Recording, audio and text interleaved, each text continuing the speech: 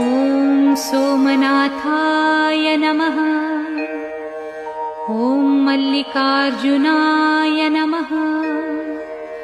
ॐ महाकालेश्वराय नमः। ॐ ओंकारेश्वराय नमः। ॐ वैद्यनाथाय नमः। ॐ भीमशंकराय नमः। ॐ रामेश्वराय नमः।